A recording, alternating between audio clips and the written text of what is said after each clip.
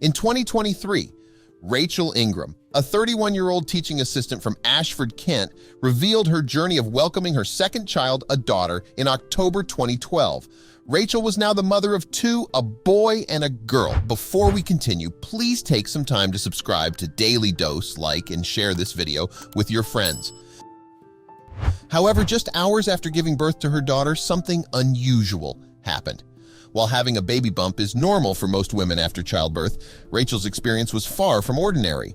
She woke up with a strange anomaly that left her alarmed. Her situation was so strange and unexpected that she had to rush to the hospital for assistance. Initially, medical professionals didn't take Rachel's condition seriously, with one doctor providing a mediocre solution for a painful problem.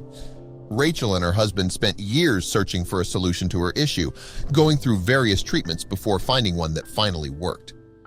Rachel's journey to diagnosis was a challenging one. A buildup of fluid left her looking 6 months pregnant when she woke up after giving birth to her daughter, Isla. She was in severe pain and couldn't urinate, no matter how much liquid she drank.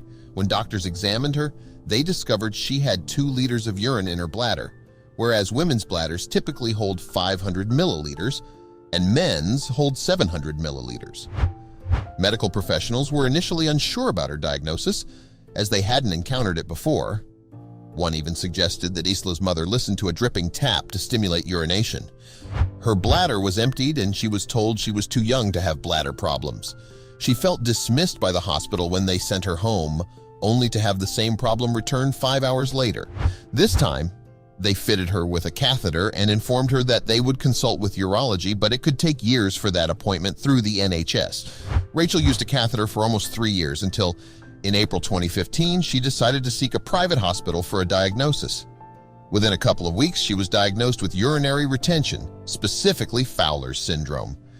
Getting this diagnosis was a relief for Rachel, who had spent years in agony without knowing the cause of her condition.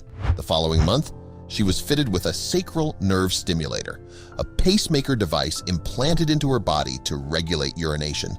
Unfortunately, the device was dislodged when she fell.